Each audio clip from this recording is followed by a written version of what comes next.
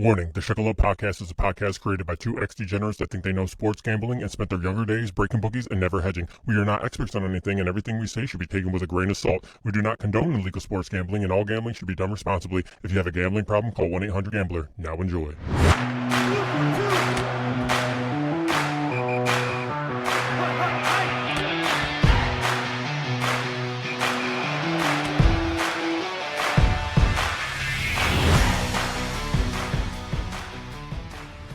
Hello, everyone, and welcome to the Shekel Up Podcast, where we try to help you navigate the eternal abyss of the always stressful, mostly toxic, but very entertaining world of sports and sports betting. I'm one of your hosts for today, Anthony. Hey, Mac, back here with the Made on Ridgeway Sports Podcast.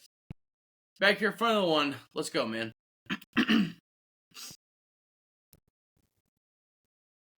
Woo! Another Tuesday. Let's get it going, sports. Hunter Keister back again. Excited. Got a lot going on. NBA, NHL heating up. Good time for that. Got a little baseball started off too. Team's looking good. And getting that kicked off. So ready to get these different sports underway and finish up these other ones with these playoffs. Yeah, baseball. You see, Hunter, this is like the second week in a row that you have brought up baseball. So I expect some great things from you when it comes to watching baseball and paying attention to it here once we're done with hockey and all that good stuff, because you were clowning on it when I told you to watch it before, and it's like, you know what I'm saying? You're just bringing it up on your own now. I can't not acknowledge it. That doesn't mean that I'll interact with it, but it is America's pastime. It is America's pastime, and it is in the past, and it's past its time. You know what I'm saying? Like, pretty much. Like, I like baseball. It can be entertaining, but football is the new monster, is the new favorite sport of America, and the money and viewers will show that. And speaking of money and viewers, I want to get into this topic because I've been seeing it all over my social media, and I'm shocked that I didn't get harassed for my question last week. Is Caitlin Clark overhyped / overrated? And again, great player. She does not take the big three deal with Ice Cube. She goes to the WNBA. First pick overall to the Indiana Fever, if I'm not mistaken. Yep. Congratulations. Caitlin Clark a year will make about 10 to 20,000 more than I do at my job a year. It is it's awful. It's awful. Now hear me out. This is my take, and Hunter, I will give you the your floor to speak on it a little bit. But this is my opinion. I want to get this out first. Every business, every league has to have revenue in order to pay their players. It's like any other thing, any other capitalistic venture in America. If you don't have customers going into your store, you're not going to be able to pay your employees. You're not going to be able to branch out and put other stores in other areas and become a major franchise. The WNBA is not a watchable league. People don't watch it. So all these people that are so angry with what Caitlin Clark is getting paid, you know what the problem is? The problem is you. You don't watch it. You don't buy season tickets. You don't buy jerseys. You don't buy t-shirts. Anybody listening to this podcast, I guarantee maybe 10%, maybe less. Maybe 10%. Have even watched it on TV. Maybe 3% have been to an actual WNBA game. So when you sit here and say, oh my God, she's such a superstar, she's such a talent, how does she only make this much? Let me tell you why. The estimated revenue income for the WNBA is anywhere from $100 to $200 million. Do you know what the NBA annual revenue is, Hunter? $10 billion. I would say billion. Billion. Yep. $10 billion. And I just told you what the WNBA revenue is as a whole. Do you know what the average team in the NBA brings in revenue? $100 to $350 million a year. One NBA team brings in more revenue than the whole WNBA league.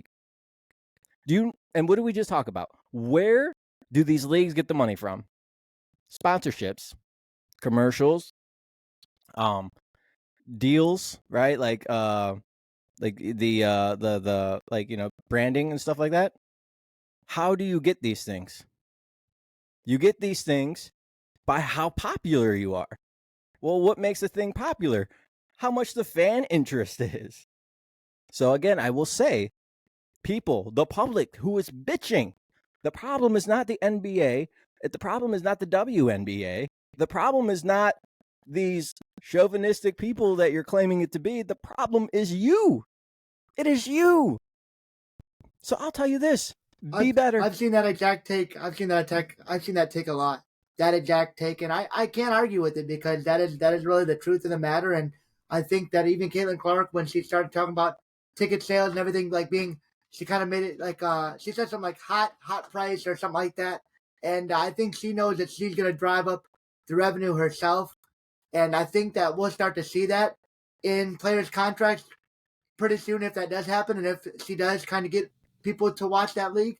But I do agree that you can't really expect a league that isn't making too much money, especially before all these players. Because before this new crop of girls coming in, the last weren't really that too special. You know, like I've heard a lot of people were like, "What do you expect when the biggest name was like Diana Taurasi," and they're starting to like kind of meme that a little bit. And I saw that kind of go around social media. So that take makes perfect sense, and I can't argue with it. But I definitely think it's like the way I would say it's like it puts into perspective. These girls are just vastly, vastly underpaid for being professional athletes and just barely at this point skipping, like barely missing out on corporate jobs. If you're even entry level supervisor places, you're making that much money. So I think it kind of just was an eye opener, and it should have been for a lot of people. Yeah, and you know the thing is too is, I mean, your value is what people are willing to pay for it, and that's the thing. Like if people aren't willing to pay for tickets and go to games, now Caitlin Clark may be the league's saving grace because people are going to go want to see her play, right? So you upcharge the tickets and stuff like that. Caitlin Clark's jerseys, you just told me they sold out, or are they the best 5 selling? Did minutes. they sell out? Yep. So they sold out in 5 minutes. I think they had them restocked today, but they did sell out when the pick was first made in 5 minutes. and that's going to be great. Like, so, you know, I wasn't trying to shit on her, but here we go. You're, you know, in the words of Dak Prescott, here we go, and we'll see. As bad as the league is, I mean, as talented as she is, you got 5 years to win a title. I mean, the hype and the love around you, you got 5 years to win a title. All right, fantastic player, but the in the words of Ted Lasso, people out here are like goldfish. You know what a goldfish is? It is the one thing in this world with the shortest memory. So people out here are goldfish, and they only like what's bright and shiny and in the moment. And Caitlin Clark right now is in the WNBA, and the WNBA right now has a spotlight on it. You better take advantage of it, and not just whore out Caitlin Clark's name and upcharge tickets and overcharge people. Market. This is your opportunity to market yourselves in the biggest way possible with this player. I mean, she's right now. She's bigger than. Think there's a whole class too. There's a whole class. I mean, obviously it's Caitlin Clark's the big one, but there's a whole class behind her. And even just off this NCAA tournament that some people or more people watched than ever, this NCAA women's tournament. If you saw South Carolina and LSU go at it, their two big women, whatever you want to say, Angel Reese and Cardosa, are now going to be teamed up as the Chicago Sky take both of them at 3 and 7 overall. So that's another storyline as two rivals since high school will now team up in the WNBA in Chicago. Yeah. Kurt, what's your take on this, man? You got any viewpoints on this? Almost. I know you're Caitlin Clark's number one fan. I think it is. I'm kidding. Unfortunate that most female athletes don't get really paid as much as the guys, but you know the main thing is just the viewership really isn't there to garner the money. So, you know, in that stance, that's just the whole cold hard truth. If you're not bringing the views, then you're not gonna get what you're paid. But considering this past WNBA draft was the highest watched since 2004, I think kind of what you're saying, Tony, within the next 4 or 5 years, this is your window to maximize that opportunity and really be able to maybe garner and generate some revenue and viewership. You have Caitlin Clark leading the way with a pretty stat class behind her for the first time in a long time, and I think this would be finally the time where you would see WNBA players getting more money. So hopefully they maximize it, but it'll be one of those things where they'll push Caitlin Clark so much people will start to dislike her if that's not already a thing. But I don't know. That's just kind of how it goes in sports. But yeah, people who don't really understand the concept, I don't know, are just kind of blind, honestly. It's pretty simple.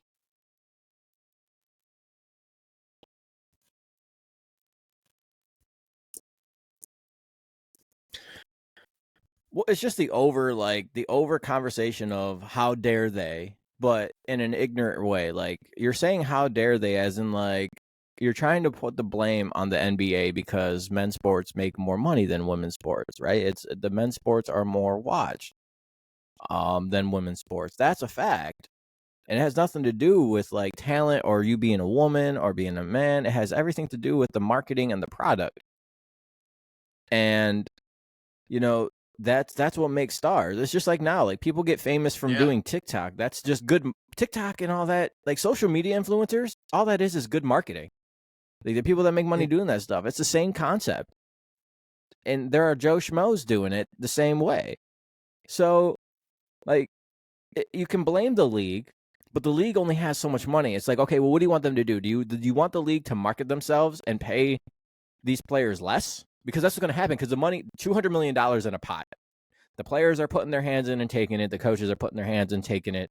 The Bills keeping the lights on the facilities, they're taking it.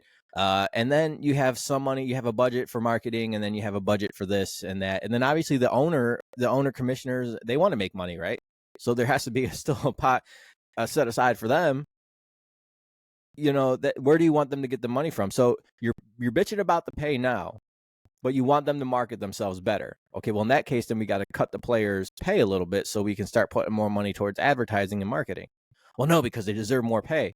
Okay, then we're going to have to take from that, and there's going to be zero marketing.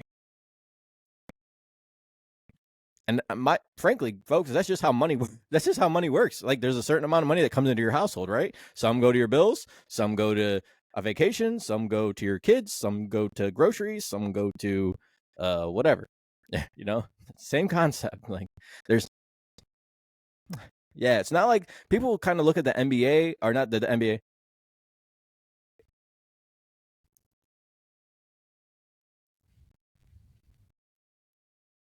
Yeah, I mean, Caitlin Clark's making almost 80 grand a year. So say 80 grand, that's almost 100 grand. And now how many players are in the WNBA?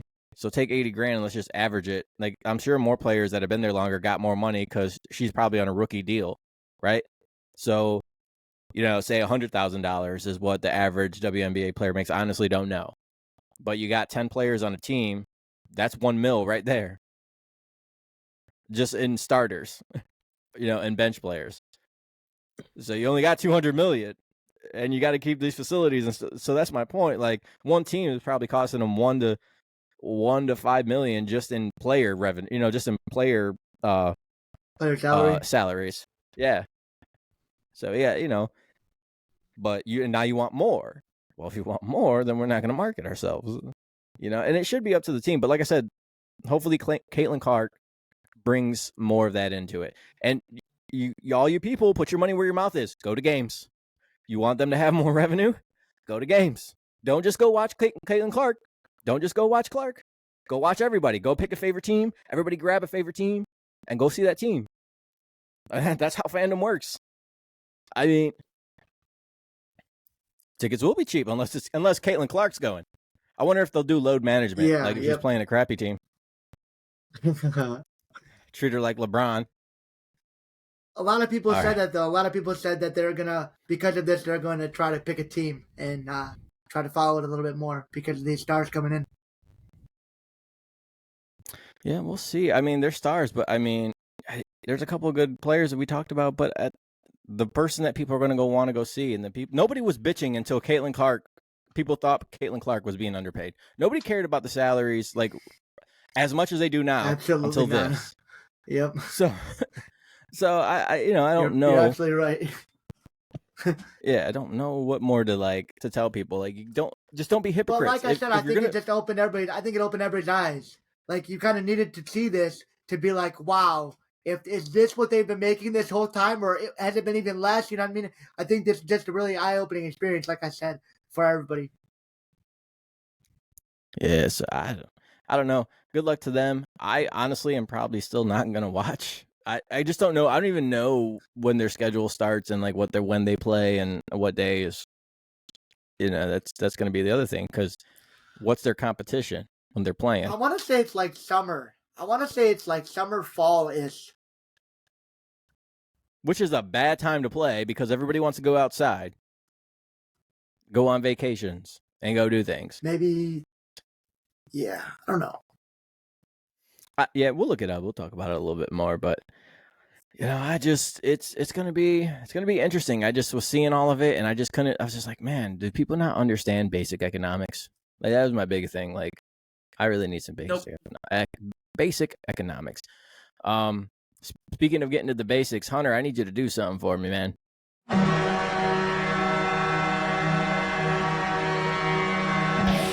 It's time for Hunter's Hockey Hits on the Speculate podcast, brought to you by Hunter Keister. All right, it's time for Hunter's Hockey Hits, but we got more than the hits. We got playoff hits, baby. So let's start talking about it, Hunter.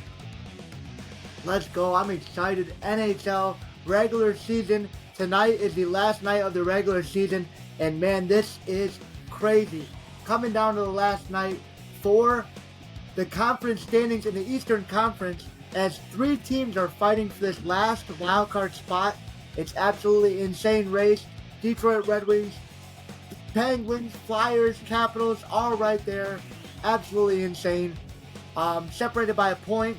These teams are in action as Washington's facing off with the Flyers. Detroit's got a bottom feeder, Montreal, but Montreal is in the same division as Detroit, so they're trying to play spoiler to their division rival. Just an incredible end of the season, one of the best races I've seen in a long time. And as we speak, middle of the second period, Washington's up 1-0 on Philadelphia, so that would knock them out and keep Washington in the playoffs. And Montreal is actually up 2-1 on Detroit right now, middle of the second period, trying to play spoiler and keep Detroit out of it. I'm down for that. That helps the Flyers. All the Flyers have to do at that point is win, baby. Is win. The Flyers, they're down 1-0, but they would win, and I think they would get in, right? If they win in regulation, they can't let the Capitals get any points. They have to win in regulation. That's what it is. Correct. So that's a very interesting. That's an interesting start. Yeah, I guess I was gonna give you a bet, but I don't think we have any playoffs. Don't start for that, at least the next couple days, right? Yeah, exactly. Because they're going to do these games, and then they're going to give it a weekish. So they'll do these. But I will say, yep. I will say, when it comes to the Flyers, there was no expectation of them even being good this year. It was supposed to be a rebuilding year. They were supposed to, new coach, the GM starting to tear things and then down. What happens through the halfway or in the middle of the season, pretty much early in the season with their players and their star goalie. Yep. And now they got a chance to make the playoffs. So even if they don't, I'm still proud of them for the most part. I mean, they had a really good season for being a young team. They're only going to get better. And I haven't heard anything on the Carter Hart. I don't know if they released them. I don't know exactly what's going on yet or how far that investigation is going. I haven't really heard anything about him either, but I don't think it's been released. No, and I think they're going to keep it under wraps until everything is completely done and they figure it out, because they might probably be looking at they're probably trying to get the lady a check. I think that's kind of what the league and what the teams want to try to do first. Like, hey, is there any way we can pay you and, to keep your mouth, closed and just kind of end it here. But we will see what actually happens, because I don't know. But what I will say is if the Red Wings come back, kudos to them. But I don't know if you said they're down already by 2. I don't know, man. But what does the playoff outlook look like? I mean, it's going to be an interesting one. I feel like there's not really Yes, like a absolutely. dominant top dog, right? No, not really. I mean, Eastern Conference, looking at the Atlantic, it's Boston and Florida, Toronto in there as well. But Boston and Florida, the heavy hitters out of there. The New York Rangers win the President's Trophy. That's the best team overall in the NHL in the regular season. So they are in the Metropolitan as well as Carolina and their New York Islanders. And both those teams are playoff teams. And I actually like this Metropolitan division from this Eastern Conference. There's some really heavy hitters and some good teams going into the playoffs. For the wild card, obviously, we got Tampa Bay Lightning at 96 points. So incredible that they're at 96 points and they end up the wild card team. But then there's that second and final spot, currently held by the Washington Capitals at 89 points. But that could change at the night's end. So it's going to be a great night of hockey that's already been kicked off and got a little bit to finish up. So cannot wait. Ready for playoff hockey. So Western what is Conference, Hunter? Dallas Stars, Winnipeg Jets. You want the Western Conference or just the East right now? No, just give me what you think, man. I mean, Yeah, hey, if Western your Conference, top I would few. say Central Division, where I'm very familiar with the Blackhawks. That's the division leading or the conference leading Dallas Stars. The Winnipeg Jets are also at 105 points, and Colorado is at 105. So that's very good with Dallas at 111 leading the conference, like I said. Vancouver is in the Pacific Division with Edmonton and Los Angeles. So if I'm looking at heavy hitters, I definitely like Dallas. They seem to make deep playoff runs, but then choke near the end. Winnipeg's definitely been good in spots since they've become a team from Atlanta. And Vancouver's trying to make a run up there. I don't mind them. Edmonton, they choke too much for me. They're too much. Oh, they're supposed to have a good year, supposed to not. Supposed to make a good run. Then they lose in the second round. I'm not putting too much faith in Edmonton. And the Kings are they're a sleeper for sure. So that's the West, and then over there, the wild card set up as Nashville with 99 points, and the Vegas Golden Knights at 96. So playoffs are nice and secured for the Western Conference, and still obviously that one spot aside for the East for tonight. Sounds like a plan. So what? Just gut feeling. Who do you think your two finals teams are going to be? My Stanley Cup Finals. I am going. All right, from the West, I'm gonna say. It's just Dallas is here to finally do 111 points. Barely bested by the Rangers, 114 for President's Trophy. But the President's Trophy doesn't usually mean good things. Usually that's not something you like to have. Usually they get bounced pretty early. You know what? For this right now, I'll take the Dallas Stars coming out of the West. I'll take them to finally make the Cup Finals. And out of the Eastern Conference, I'm going to take the Carolina Hurricanes. Dallas Stars, Carolina Hurricanes. Without even looking at any brackets or anything, that's my knee-jerk Stanley Cup Finals. Okay, all right. I mean, you heard them. We can always, we'll be diving more into that later and doing all that great stuff. But what we're going to really talk about now, because the playoffs that actually are kicking off kind of with hockey here, is the NBA. And the NBA right now is doing some playing games. Right now, it's Tuesday, so the Lakers and Pelicans are currently playing. They probably just started as we started this podcast, and then later tonight, we got the Warriors and the Kings. Now, it's funny seeing, like, the Warriors and the Lakers actually in the play-in tournament, because obviously those are some teams that we're usually counting being in the playoffs. Kurt's Lakers are actually a point underdog. And a minus 104 to win tonight against the Pelicans, which is crazy to me. Kurt's boy LeBron is quaking. Halfway through the... Oh, yeah. Oh, quaking. Wow, LeBron's quaking, you think? They're up 3 right now. 5 minutes to play in the first half. 45-42. 6 minutes in the first half, actually. 6 minutes. Oh, mine's just 5. Well, I'm watching it right now. It's on this. It's on the screen. Yeah. So LeBron pulls this one out. Then, right? We're gonna sit there and say Lakers win this thing, or not win this thing, I'm but taking actually get there. I'm taking No? the Pelicans. You don't think LeBron's gonna pull it out? They've been able to keep it close throughout this first half. I think New Orleans pulls it out and sends the Lakers to play for the 8th seed. Jeez, man. All right. Well, hey, the Warriors and the Kings. Warriors are -3. Kings are a +3. I don't know. Warriors, right? They're going to shoot the lights out. Kings are usually poop. I don't see Steph Curry losing this. I like it. I like Curry. I don't see him losing. I see him at least making the field. They haven't been the best team, but that Kings team is really young. They're already missing a guard in Malik Monk, and I don't even know how to say that. Kevin Huerter. He's out. He's been out for the season all year. And the Warriors actually get pretty much a free bill of injury. They got Gary Payton missing time, but no nagging injuries for them. And I think this is a razor-thin game from Sacramento, but I feel like you got to ride with the experience over the youth of the Kings. Yeah, we're riding with the Warriors, who finished the season on a pretty high note. And these two teams actually played last year in the playoffs in a Game 7 at Sacramento, and Sacramento quaked that game away. So I like Golden State in a do-or-die situation tonight to advance. All right. Hey, ain't nothing wrong with that. I think I'm probably going with Warriors going this one. Now, it's so funny. Let me ask you guys this.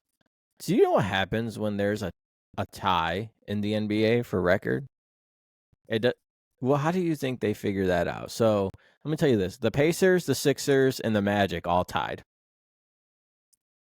How would you think that they would figure this out? All right. Now, obviously, we all know the play-in games. The Sixers got the shaft, right? Because they're in the play-in game, and then the Pacers and the Magic are in the playoffs, and the Pacers went and got the 6th seed, and they gave the Magic the 5th seed. But even though they all have the same record? Oh, right. They all have the same record, and the Sixers actually beat both of these teams head-to-head. They got the better of them on the head-to-head. Oh, what? How do they? Yeah. All right, how do they? I was going to say. Tell us. So we all know the NBA. With tiebreakers. Let him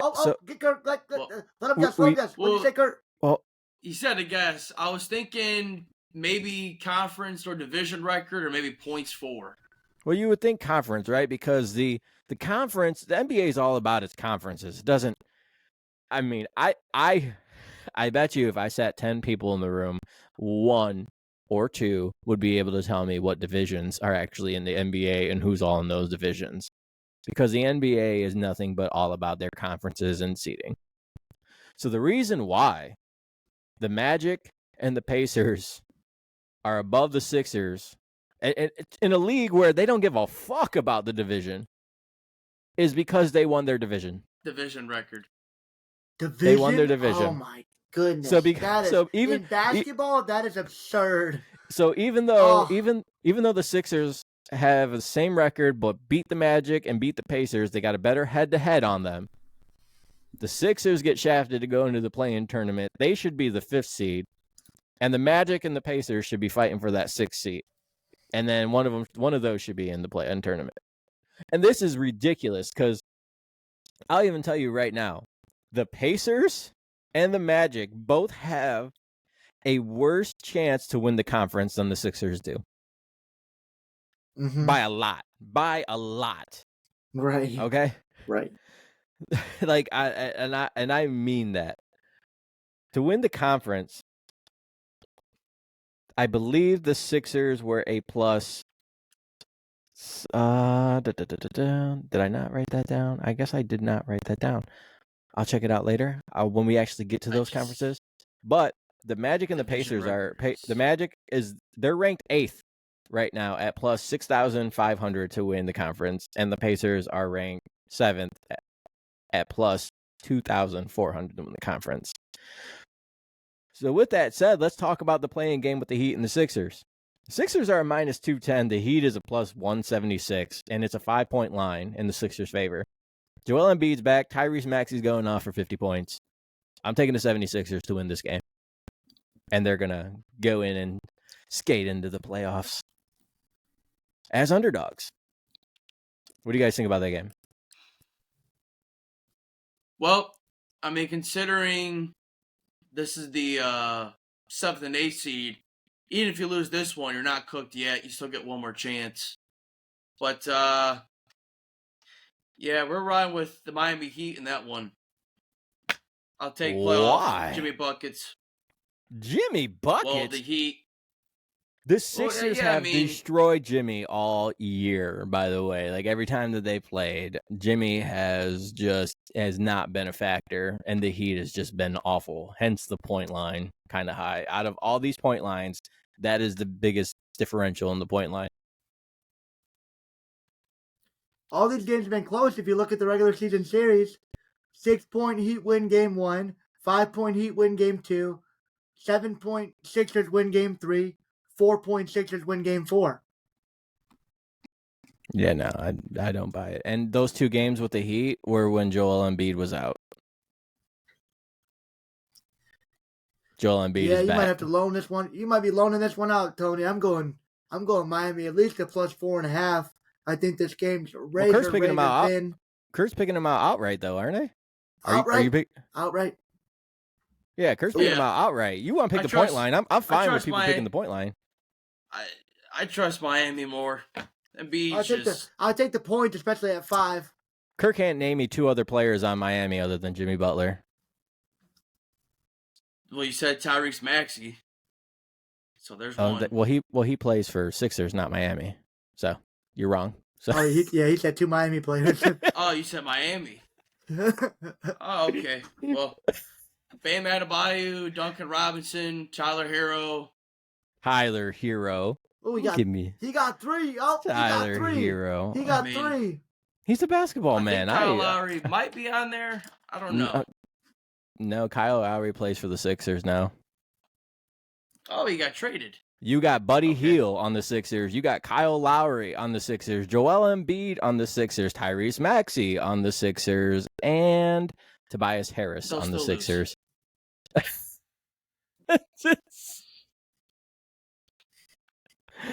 all right, I'm sorry, Kurt. but it's all right. Hey, they'll win the next one. You're entitled to your wrong opinion. That's why it's fine. They'll lose this one, but they'll win the next one, and they'll still get into the playoffs. They'll play the winner of Hawks and Toronto, or whoever not Toronto. Atlanta's playing someone. Atlanta and Chicago. See, there you go. Atlanta and Chicago. Now, see, I wouldn't want to play Atlanta because for some reason the Sixers can't beat Atlanta.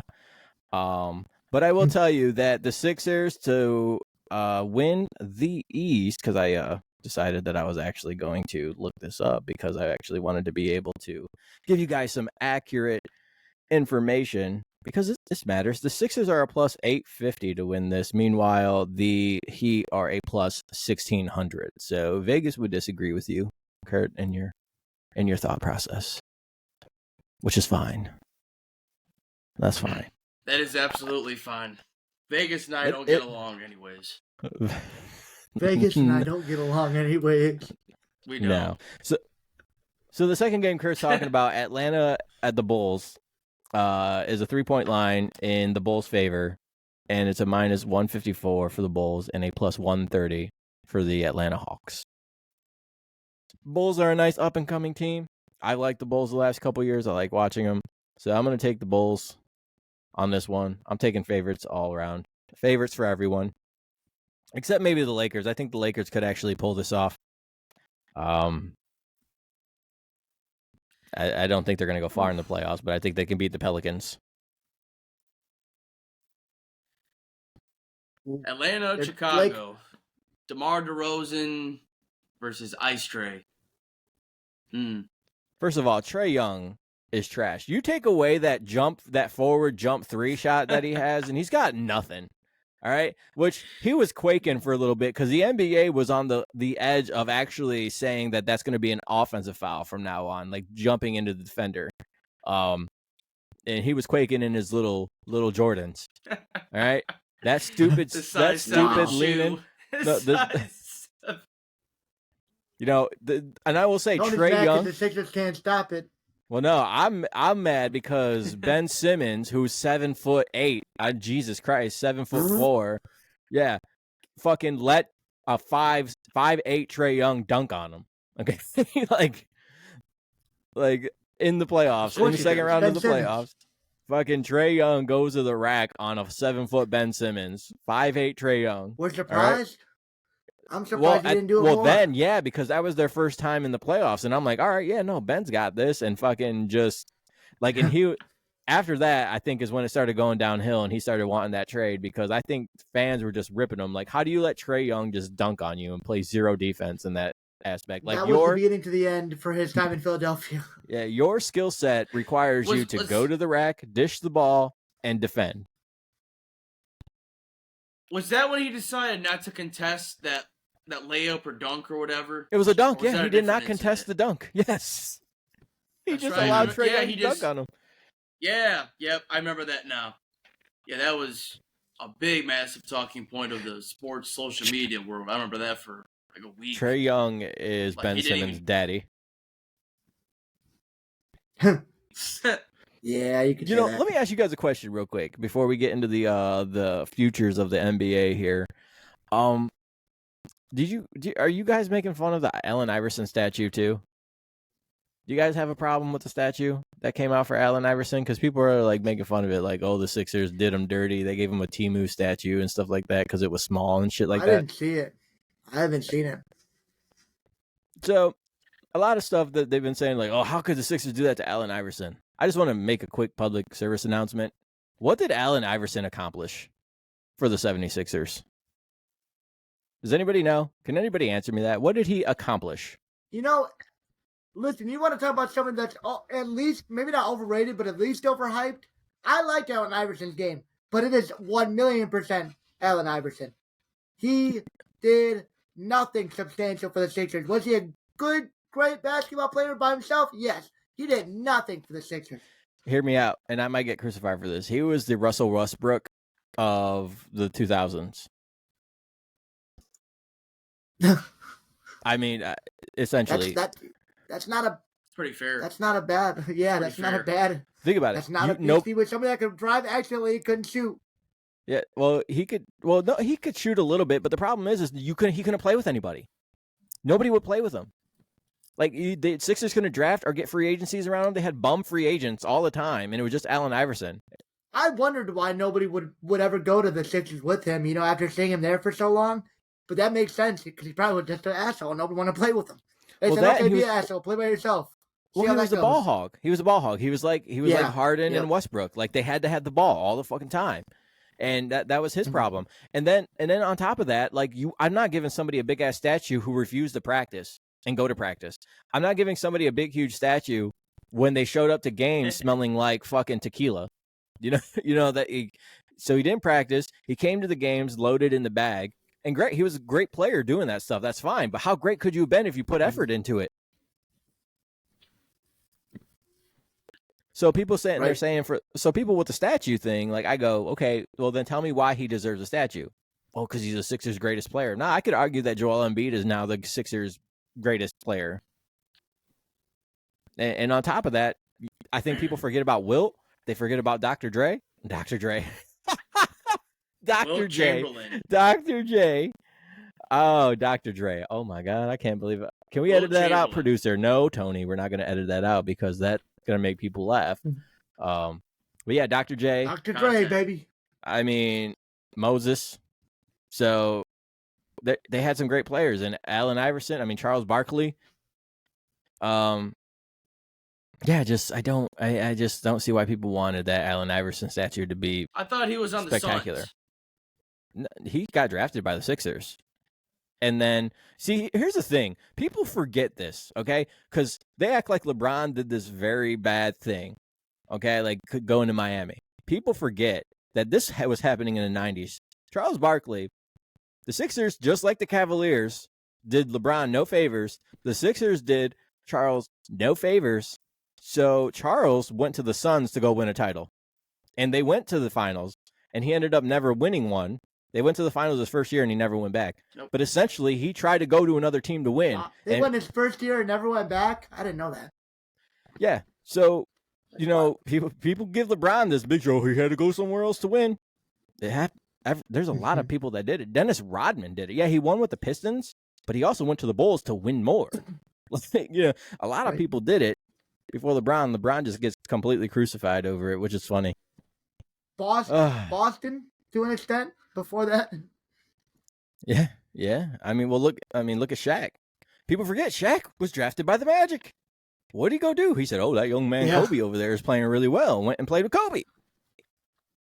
I couldn't believe the Magic did had a night for him and everything. I know Shaq's a great player, but he did nothing besides leave you guys and go to the Lakers and then win. He did nothing for the Orlando Magic. And so for them to put him on a shrine like that, I get you drafted him and everything, but I feel like those fans gotta felt so spited by him because he did nothing and then goes to LA and instantly wins. Yeah, so this shit was happening way before LeBron, and everybody just trashes LeBron over it. It's funny as hell to me. But one thing I will say is that the Cavs are doing pretty well without LeBron right now. The Cavs, the young team. Me and Andrew really liked the Cavs last year. They're really young and up and coming. Right now, they're the 4th seed in the East, and they're ranked 5th to win the conference, plus 1,600. Oh, it's not bad. It's not bad odds for a very young Cavs team that I can't really name any superstars on. It's just a good team. They're making a name for themselves without LeBron. I believe they have Donovan Mitchell. That's right. I forgot the Mitchell trade. I keep forgetting. That's the biggest name. That's the biggest name. And they needed a veteran like him that could shoot and stuff like that because they have some young players. So now they all get to learn from Mitchell and all that. And I forgot that he came from over there. Oh, no, it's Lillard. Dame Lillard, right? Not Donovan Mitchell. No, Dame Lillard's on the Bucks.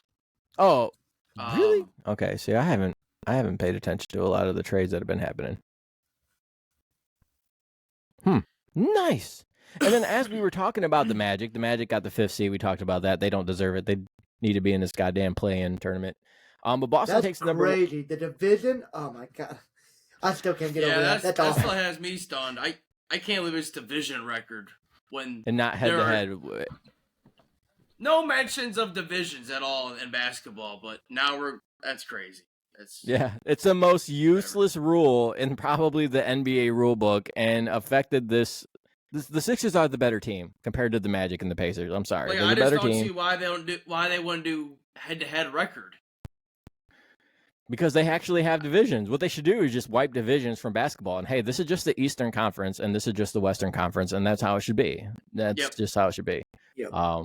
And I didn't find this out until I thought that's how it was, and I really didn't know this until I figured out why the Sixers with a head-to-head better record and the same record as them two teams got shafted. I didn't know they all had the same record. That's wild. So Boston comes in at number 1 in the East and number 1 to win the conference at a minus 190. So it's looking like Boston's conference to win for the most part, because then it drops all the way down to plus 800 for the Bucks, but they're the 3rd seed right now. Maybe the Bucks can get it going. I don't know. The Knickerbockers got the 2nd seed, but they're in 4th at a plus 1100 to win this whole conference. And the Magic are garbage and Pacers are garbage. I gave you those numbers earlier. And like I said, the Sixers are a plus 800 or something like that. Is kind of what I said to win the conference. So yeah. Sixers are up there, but they're not technically in this seeding yet. So apparently, according to Kurt, they're not even going to make the actual playoffs. It's going to be Jimmy Butthole and No, that's not what I said. They're going to lose this game and then make the next one. Yes, they're going to lose this game and then beat the winner of the Hawks Bulls, and then they'll get in that way. And lose to Jimmy Butler again in the playoffs is what Kurt will say, since Jimmy will be there waiting for him for a 2nd time. But coming out of the East, I mean, what were you gonna say? I was saying, if I'm not mistaken, I think then you would play the 1st seed. Yeah, which I don't want to see Boston. If you lose this round, and you win the next round, you play Boston. Which is why I also think the Sixers win this Heat game, because they don't want to see Boston. They'd rather have the Knicks. Absolutely. So yeah, no, they absolutely would.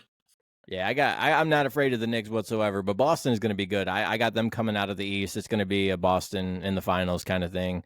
I like Giannis and all that. They might give them a run for their money, but Boston is king right now. But over there on the West, I know Denver's they're a plus 135 to come out of the conference. They're ranked first, but they're the second seed, so they're more than likely going to come out of there. But OKC, they kind of came out of nowhere to grab that number 1 seed. And they're second with a plus 600 to win the conference, which is a little nuts. The Clippers, Woo, I know. Let's go. Really? Trash juice. Them super teams never work out. It hasn't worked out. Their super team has worked out so well that they've had the same talent and then added James Harden to it. Like, they got enough balls to go around for the Hassa and all them people out there. The Clippers are a plus 650 to win the conference. They're in 4th. And the Mavericks, even though they're the 5th seed, are ranked 3rd at a plus 650 to win this. I would look at the Mavericks as a sleeper to come out of this conference. Luka is dropping dimes. They're a feisty little team. The Suns are meh. I mean, they're the 6th seed, plus 850 to win the conference. They're 5th. But I would say Mavericks as a sleeper, but I think Denver probably comes out of this conference, to be honest with you. What do you guys think about this Western Conference? Western Conference. Whew. Thunder, baby, let's go. Thunder. Well, there certainly are a lot of close, tough candidates. I mean, it's loaded with veteran players, future Hall of Fame players. It's hard not to pick Denver, to be honest with you, though, with what looks to be Jokic as the MVP again, and Jamal Murray, Michael Porter Jr. They've been a really tough team at home as well, so it's hard not picking them. Minnesota's Anthony Edwards is pretty solid. Still not sure if Karl Anthony Towns is coming back. The Clippers will clip. Kawhi Leonard's always one walking injury away. The rest of the players are way older with Harden and Russell Westbrook. The Mavericks, which came out of nowhere, by the way, right? Thinking, like, the Kawhi Leonard always being injured just kind of came out of left field. Like, he won a title and then all of a sudden was injured every year. Basically. Yeah, it was after that. I think it was Pachulia, that Warriors big man. Ever since he landed the wrong way and got tripped or whatever, he just, I don't know. I mean, he garnered enough magic to win Toronto a championship, but then ever since then, it just hasn't worked out too well for him. But the Mavericks with Luka and Kyrie are interesting, though I just don't really know how well they're going to match up defensively. And he's also MVP candidate, averaging like 35, 9 and 9 a game. Then you have the Suns and the Lakers, who are X factors. The Suns with KD, Devin Booker, Bradley Beal, and then the Lakers with, when AD and LeBron are on, that's arguably the best duo in the league. So, I mean, it's kind of like if everyone's playing their best ball, Denver could crack, but it's like, as far as game to game goes, they're just so consistent. It's hard not seeing them being the top dog.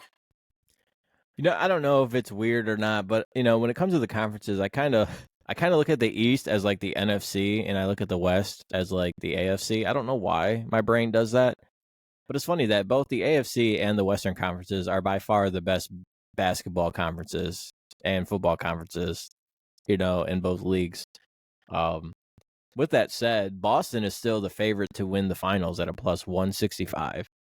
Coming in at number 2 is Denver at a plus 300. And then at 3, the LA Clippers plus 1,500. So, I mean, the Clippers are up there with their stacked team, and I really think that those odds for the Clippers is just because they're stacked. It's stacked. That's all that is, and they're saying, oh, look at all these players. They're going to find out. It's the term too many chefs in the kitchen. Okay, that actually, there's a reason why that saying is a saying. Like, you can't have too many chefs in the kitchen. You got to have role players. And they got too many stars and not enough role players. So I don't think they actually do even make the finals. I don't think they come close. I'm looking at, for LA Clippers, I'm looking at a second round exit possible. Possible second round exit. Sounds about So right. First round exit. Sounds about right. I'd like to see who they play first. Before we get there, They play Dallas. they'll play who? They play the Mavericks round 1. Oh, really? Yeah, They're not gonna definitely play- going first round then. They're not gonna play one of the. Oh yeah, I guess that right there in the middle spreads out. Okay, yeah, no, they're Yeah. done then. Round 1, they're done. I thought maybe they're gonna play the Warriors or the Lakers at first. I don't know why I thought that. Don't ask me. Like a lot of these matchups already locked in since they know the seeding. The one thing that's going to really change is just The 8 and 7. yeah, and then Yeah. with The 8 and 7, and then and then it's gonna go 1. Like 1 goes to 8, and then 2 goes to 7, and then yada yada yada, all that good stuff. Yeah, it's gonna be fun. I can't wait for the playoffs. As you guys can see, I'm rocking my Joel Embiid Sixers jersey today. I just did it for the show because when it airs, it'll be Thursday, and they'll have beaten the Heat, and Kurt will be crying because he lost a bunch of money. He told me he put a stack on the Heat. I almost put down our rent. Yeah, Kurt. People say they like to stand on business. Kurt stands on his wallet. Now he's 10 feet tall. Yeah. Speaking of all that. Ooh, you're not gonna. This is Sparta! It's the K-Mac attack. All right. So I was just giving him a hard time, attacking him in his wallet a little bit. Kurt, what do we have this week? All right. So today when I was exploring the great world of social media, I stumbled across a video that caught my attention. And a video in which I'm going to say I'm going to say probably 15, 16, a teen, probably like maybe a high schooler, young man decided to slap his teacher multiple times for taking his vape away. And what I want to focus on here is I think that it's funny how we brought up the whole salary thing with NBA players and WNBA players, but I don't think teachers are getting paid enough money for what they're having to tolerate nowadays. To be honest with you, and I think that's why the job field has really gone down over the years with the amount of people going that route for a career. The pay's not worth it for the amount of pressure that's already on them just for playing a key role in developing today's youth and the youth down the road and trying to teach and educate these teenagers, children, whatever age range it may be. But I feel like nowadays, man, the respect is not there from a lot of kids these days towards their teachers, and it's really sickening to see, man, because it wasn't like that. I don't remember it being like that growing up, man. Like you wouldn't do half the things that these kids do to their teachers nowadays. It's baffling. Yeah. And, How many times did you get a spanking, Kurt?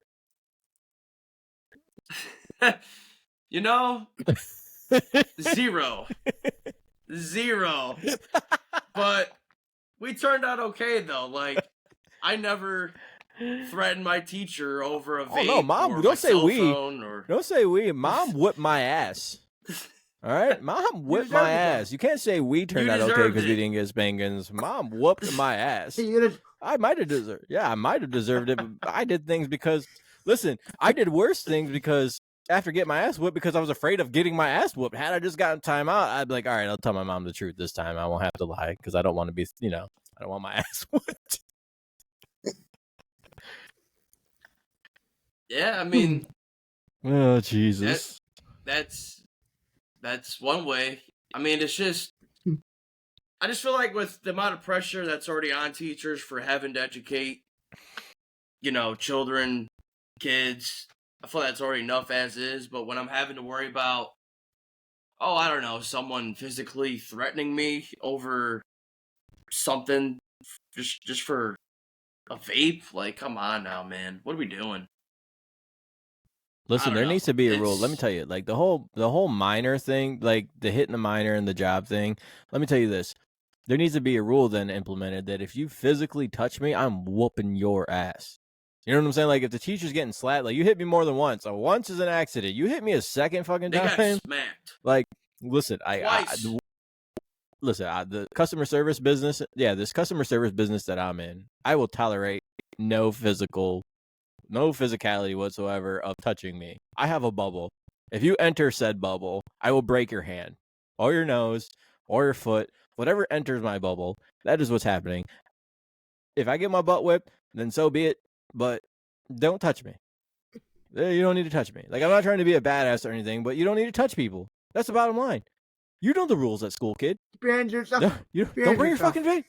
Don't bring bring your vape. And that's it. And what we're seeing That today too. as a society, what's that? I just said that too.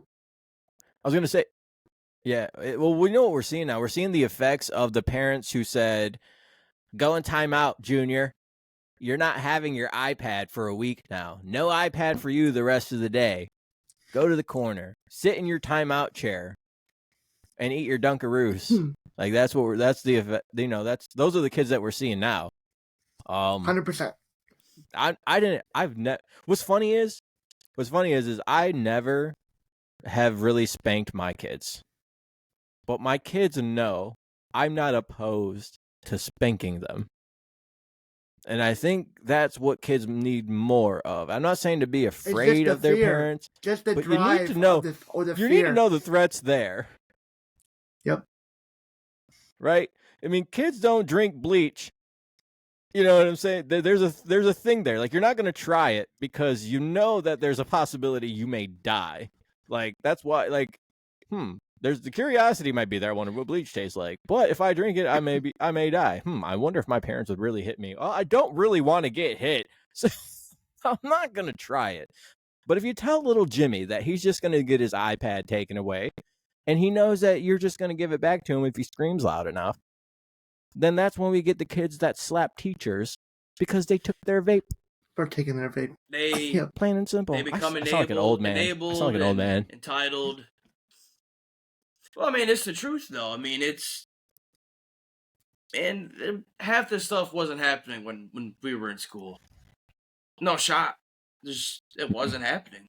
Nah, we were getting our cell phones taken away. Now kids are pulling them out to use them as calculators.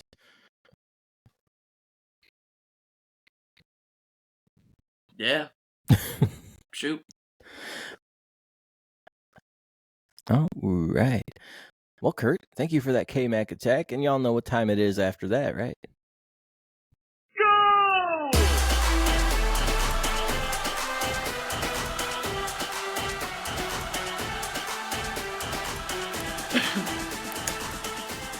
All right. You know that sound means it's time for a little football action. And we're going to go to Anthony's parlay pick of the week. And I got a few teams here. We're going to go into 3 different leagues this week, actually. We're going to head over into the Premier League, and we're going to go pick up Arsenal. Arsenal is a minus 270. We're going to grab them. We're going to go over and grab Liverpool at a minus 200. And now we're going to go to the actual MLS, where the Premier League players go to retire and make extra money because they can go in and be so good and own half of a team that they're playing on. And we're going to go to Miami. Messi Miami, a minus 250. Then we're going to head over to the reigning champs right now, Columbus Crew at a minus 170. And then we're going to go to La Liga. And it's like Girona or something like that. So you'll see it. It's a minus 270. Grab them. And then head over to Real Madrid at a minus 150. You're going to package all that up. You're going to put a bow on it at a plus 407. Okay? It's pretty good odds. Trust me, they're going to win these games. We've been hitting on these, so it's awfully nice. Hopefully you guys have been playing them. And yeah, no Man City this week because they are doing Champions League action against Real Madrid. The last time these guys played each other, They tied, so now they're playing each other again. They got to get these points sift out. So Man City is playing them this week. They're actually favored by, it's like 104 or something, so it's not by much. But in the Premier League, and I called this. So we got till May 19th, the Premier League ends. So we got about a month before this league ends. And Man City was in third.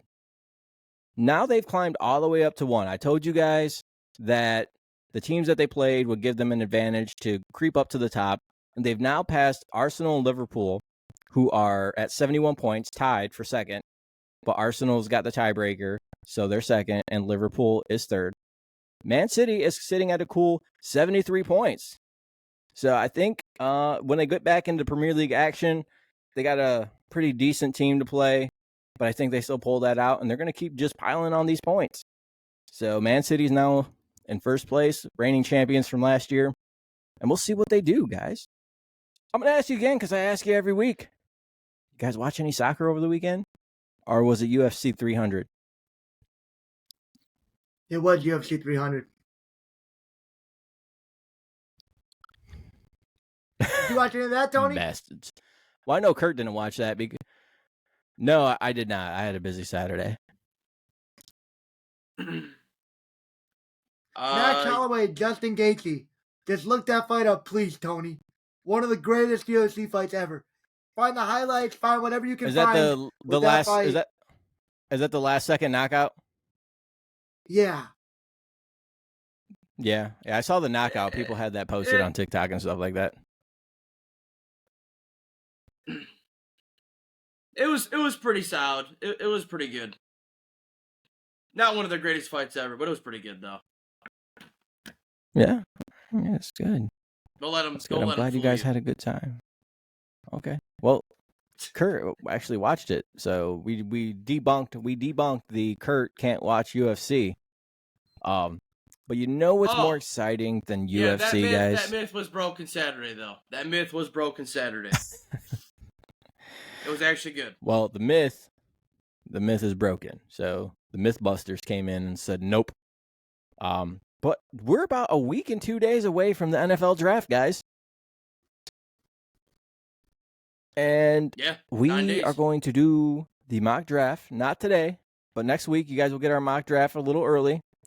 And the episode will come out on Wednesday or Tuesday. So pay attention, look for that. Obviously, I'll post it on social media, but the episode will be out earlier than Thursday. So that way you get our mock draft before the draft, obviously. So you guys got time to soak it in and stuff like that. But I wanted to ask you guys, like, some of the prospects here. Like, I mean, are we set that the Bears are taking Caleb Williams? I mean, is that happening? I know he's a top prospect. He's a top QB, obviously.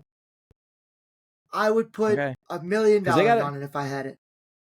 It is certain. What's the difference? What's the difference between Caleb Williams and who they have now? Yeah, I know they don't have him. Justin they traded Fields, but yeah. Like, what's the difference? There's no difference. You tell me. I think Fields has a better arm. I think Fields, yeah. No. I think Fields has a better arm. Better legs for sure. No shot, better arm. No shot. Not a chance. I think I'll take Fields can flick it. I think really. Maybe an accuracy, but listen, he played in the Pac-12. So I can't go off of anything in the Pac-12. We talked about this before. Pac-12, they don't play defense. Okay? So I'm not going to go off his arm there. I'm going off of like how far the dude can throw downfield, and he didn't make too many long throws for me. A lot of that was done by the receivers. You give me stats, most of those yards are yards after the catch. He has some pretty good receivers. It's the Pac-12. They don't play defense. Justin Fields can still sling it in the NFL. I'm not so sure Caleb Williams' arm translates to the NFL. And like you said, Fields got better legs. So if Caleb can't move around, the Bears still need to work on that O-line. That O-line is still going to be bad. And if Caleb can't move, that arm's going to be no good either, because he's not going to be able to get out of danger. So I pity the Bears. I really do. Yeah. To answer your previous question. And you got the Commanders in a second. Go ahead, Kurt. Go ahead, Kurt.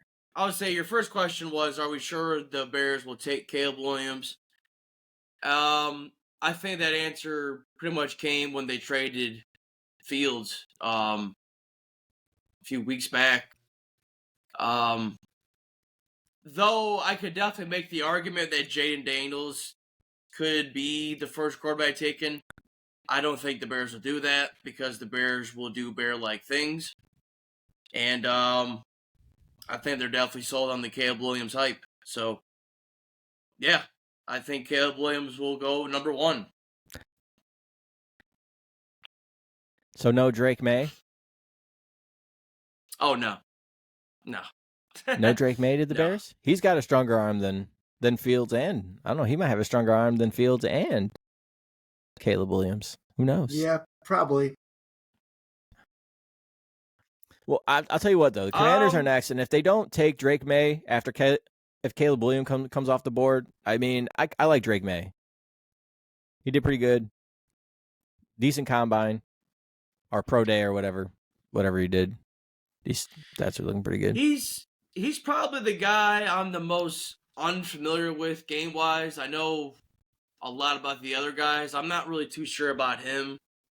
So I'd have to kind of like definitely tap into his game more. But I was thinking,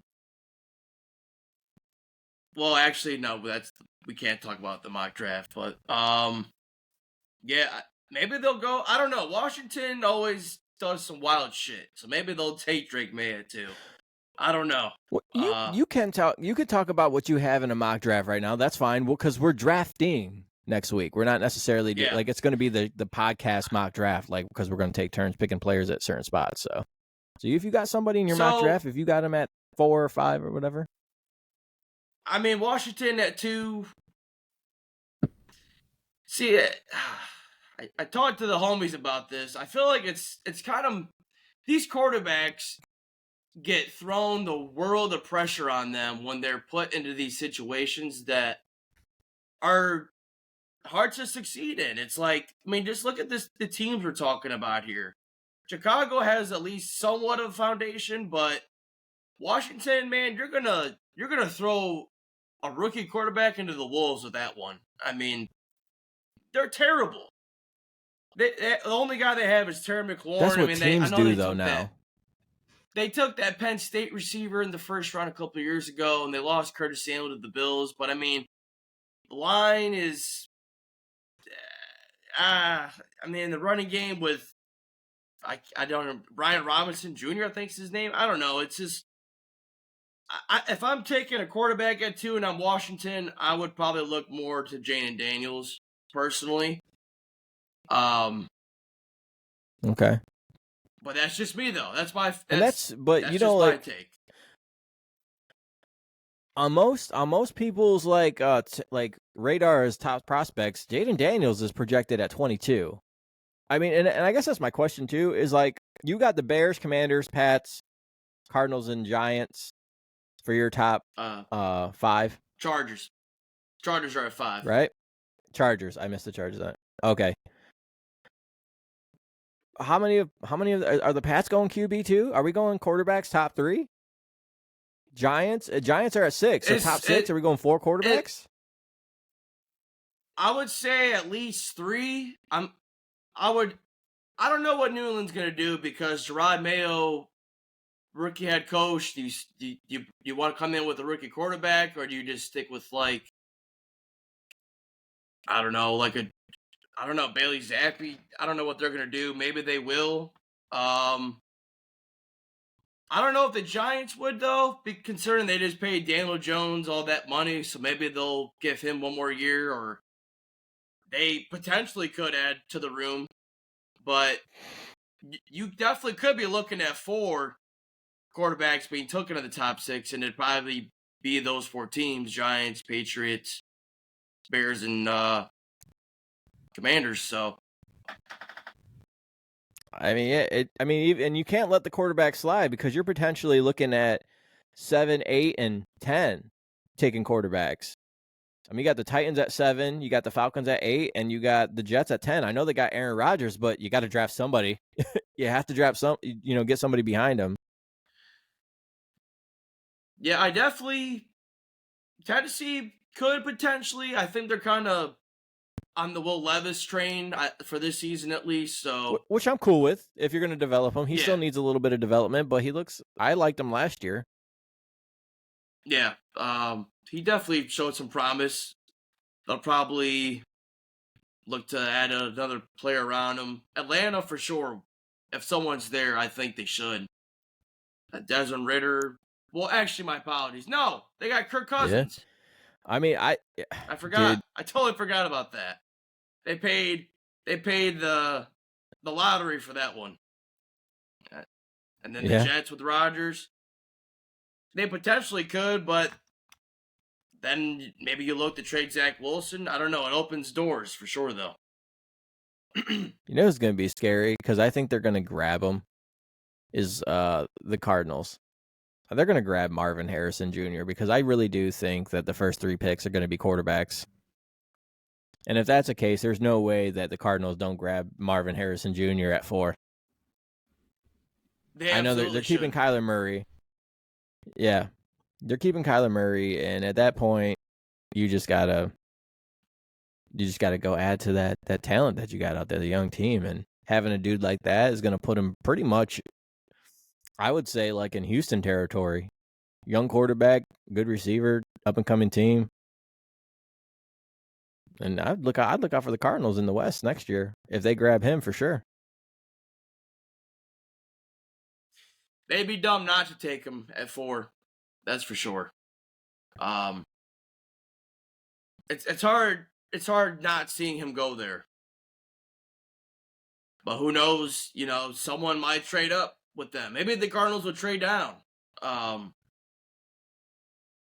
You know, the night. I mean, maybe though, but you're gonna let that kind of if 4 quarterbacks do go, you're gonna let a talent like Marvin Harrison Jr. just slip through your fingers because you're gonna say I don't need a receiver. That's a generational talent receiver right there. That's T.O. That's gonna be big. That's gonna be A.J. Brown. That's gonna be Antonio Brown from back in the day. That's a game changing receiver right there, and you're just gonna go, nah, trade it away.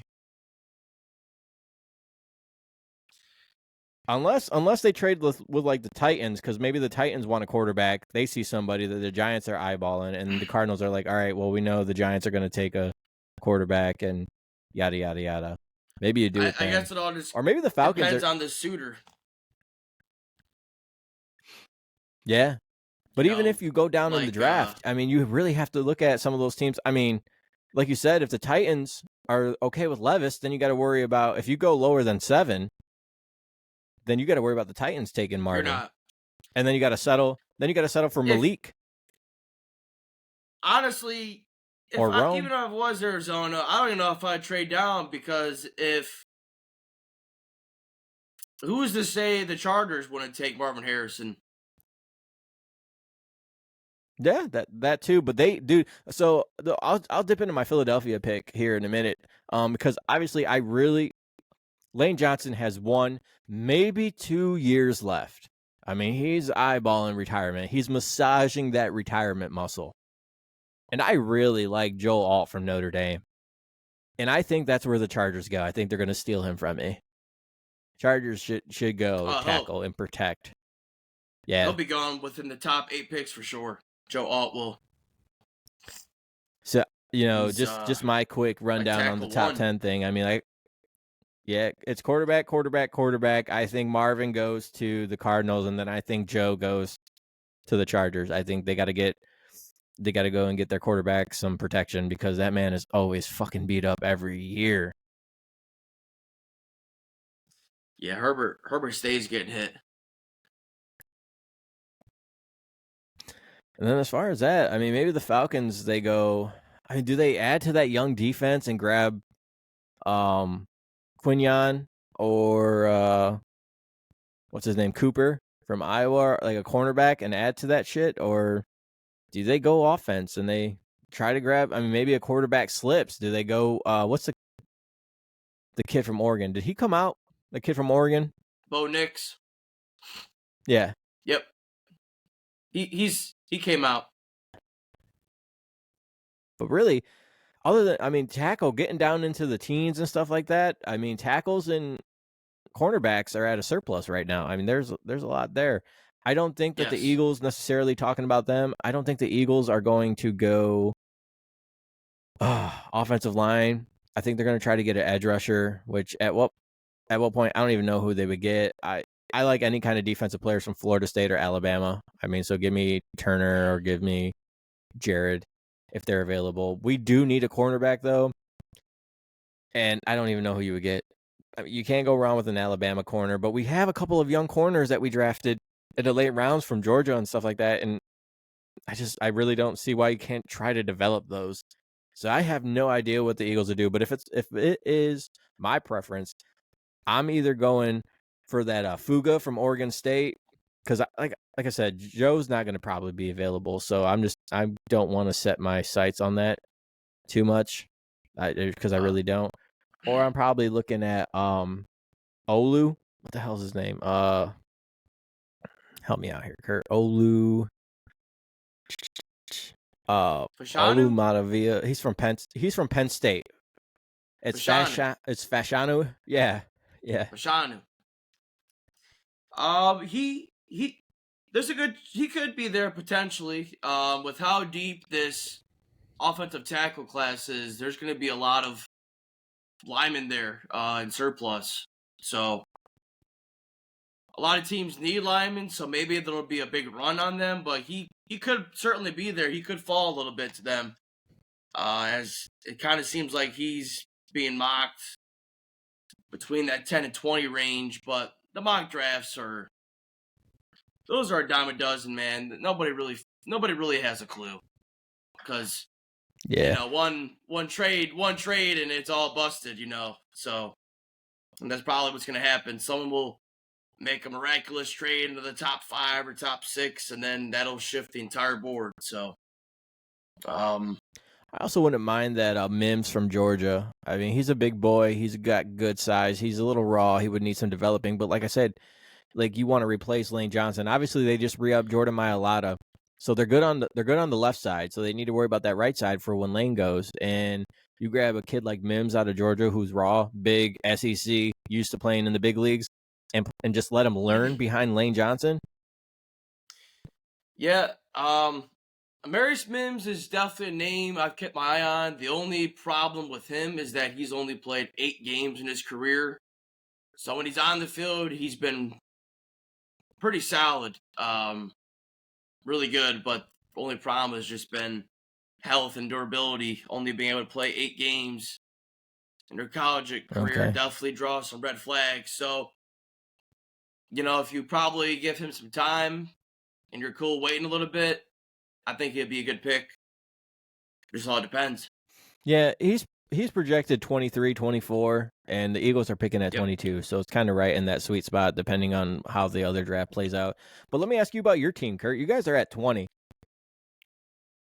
What do you need help at, man? What are your top couple players you're looking at here? Give me your top 2, top 3, if you have 3. Well, typically we only draft players that we've had like pro day visits, we've had individual team visits and stuff. So there's only a couple of those guys. It's looking like Jackson Powers Johnson, the center from Oregon, might be a guy. Amarius Mims is another guy, like we just talked about. And Nate Wiggins, cornerback from, I want to say Clemson, is the other one. So, yes, sir. I'm thinking it's probably going to be a lineman for sure. That's what I want, at least. What you guys need. You guys definitely need that. Not right. You're gonna stay on the Russell Wilson, Justin Fields. No quarterback draft. No JJ McCarthy draft. You're gonna have a three quarterback competition going on there. I wanted him. I did want him when we just had Pickett, but with Russell Wilson and Justin Fields, now that's okay. We'll be all right. All right. But yeah, I'm all aboard the lineman train. I don't think people understand the value of something. linemen. I don't think so either, and I've been screaming that for 2 years. Like, even when you guys got Harris, I was like, why did they get a running back? They don't have an offensive line. They can't protect the quarterback. I said, how the fuck is a running back going to run through? And that's proven true. Harris hasn't done shit. Like, so, and trust me, I had him in fantasy football last year. He hasn't done shit. And, you know, I just, and a couple of my Steelers friends that I know, they would just kind of were like, whoa, no, we'll be all right. We're fine. We got this guy in free agency. No, man, you got to draft line. You have to draft interior positions. You got to build from the interior out. You can't go out and in. A lot of teams go out and in, and I'm fine with that, and they never win. But ever since Andy Reid came in, we've always done from the line out. As long and that's kind of proven. The Eagles have had the best offensive line, the last at least 6-7 seasons. One of the best. If they're not number one, they're in top 5 every year almost. Oh yeah. Yeah, solid. Now, Hunter, you may be excited, Hunter, if you're listening, because JJ is projected to go like 28th, like he's in the like ranked 28th out of this draft and stuff like that. I think he goes higher. I think he's a top 15 pick. I think there's a high potential 100%. that JJ McCarthy goes to the Saints. Ha! Yeah, right. Why not? I think JJ. They need a quarterback. Do not tell me. JJ the top 5. He'll be in the 5 to 9 range to me. I don't think he's athletic enough, and I don't. The 5 to 9 teams don't need quarterbacks, except for the Falcons. We got to look at the teams and what they need. The top 5 teams don't. The Chargers don't need a quarterback. Me and Kurt already talked about the Titans. That's why I said 5 to 9. Okay, so do you know the teams? Because I'm telling you, the Bears don't need a quarterback. The Falcons may. So you're telling me the Falcons are grabbing them because I just don't see it. I don't see it here. The Vikings maybe these teams don't need 12. The Broncos, Vikings and Broncos both make more sense. Maybe them. I really think I don't though think there's that a universe Saints in the Saints draft today. I haven't even seen them rumored there, talk to them, anything like that. Well, sometimes you don't have to. They are at to 14, so it's plausible because we've seen it over the past. Sometimes quarterbacks fall in the second round, like Will Levis. I could even see Minnesota. I think Minnesota could try to. Last year, there's these crazy ass talks of Levis going number 1, and then he falls in the second round. So Yep. I think I don't even think he's worth the top 10 pick. It's kind of crazy to me, to be honest with you. I feel like quarterbacks get way overvalued. Half of these quarterbacks aren't worth top 10. Maybe Caleb Williams is debatable, but I always preface by saying he plays in the USC, and there hasn't been a successful USC quarterback ever in this league. Ever. Mark Sanchez. Carson Palmer was okay, but Mark Sanchez was not successful, sir. He was not successful, sir. That's terrible. He was not successful. He went to 2 AFC championships and then rode out into the sunset as an Eagles backup quarterback. My guy, Matt Barkley. Yeah. Matt Barkley. Palmer didn't do nothing in this league. They just don't do nothing. The USC quarterbacks don't pan out because they play in a garbage conference. Well, not anymore, but they're going to get fucking destroyed in the Big Ten. The Big Ten, dude, Minnesota is going to wipe the floor with USC, all right? And then Pac-12 teams. Right. Rutgers. I give Rutgers a better chance than them the Pac-12 teams coming in. Wow. Damn. Time will tell. Time will tell. It's gonna be interesting. Mark Sanchez. You really gave me Mark Sanchez. I should slap you, Hunter. Like, some schools just don't produce positions, and now I think about it, man, USC never really has. I can't really think of anyone. No, the only Pac-12 school that's really produced some is Cal. Cal's produced some okay Rodgers quarterbacks. And Jared Goff. Yeah. Where did Herbert go? He went to UCLA, right? Oregon. He Herbert? went to Oregon. Yep. Did he? Yeah. Oh, Yeah. I could have swore. Why did I think he went to UCLA? I could have swore it was UCLA, but I'm probably wrong. No, You I don't guys know. would know. You Yeah. definitely would know more than I would. So I'm not going to argue with you on that. But all right, Hunter, if the Saints aren't grabbing JJ McCarthy, what do you think? What are your top couple teams there? Jesus Christ. I don't know. I really feel like the Saints, they probably go offensive line. I feel like, probably offensive line. It just kind of makes sense, especially in that range. I don't really know of a skill position guy, so maybe they would look defense at that point.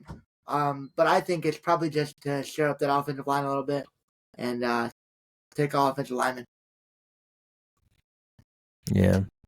We'll find out. We're going to dive deep into it next week. So hopefully all you listeners tune in and check out to see who we draft. Now, it's going to be really fun. What's going to happen is we're going to pull out of the hat like we did last week. We're going to go, there's going to be a Tony, Hunter, and Kurt, and that's the order it's going to be in, however we draft it. And then we're going to do the draft. So if I get 1, I'm going to have the Bears pick. If Hunter gets 2, he's going to have the Commanders. If Kurt has 3, he's going to have the Pats. And then it's going to be a snake draft. Kurt will have the Cardinals. Hunter will have the Chargers, and then I'll have the Giants, kind of like that. But will put a little stint on it. We will draft for our respective teams that we root for. So that'll be the only difference. When we get to that pick, we'll just kind of swap spots there and do that way. We can break it down because I'm sure we're all really paying attention on what we're doing here.